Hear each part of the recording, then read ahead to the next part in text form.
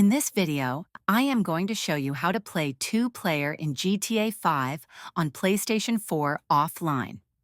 While GTA 5 does not have a traditional split-screen multiplayer mode, there are still ways to enjoy local co-op gameplay.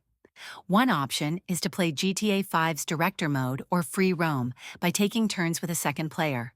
Simply start the game in Story Mode, hand over the controller when needed, and switch between characters like Franklin, Michael, and Trevor to experience different gameplay styles.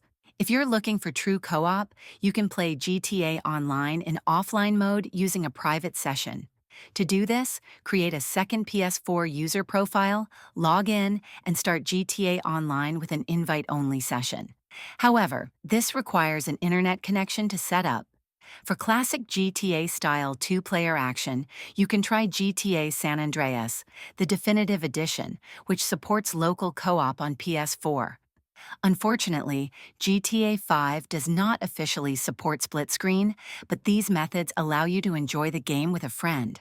If this video helped you, please like and subscribe to the channel.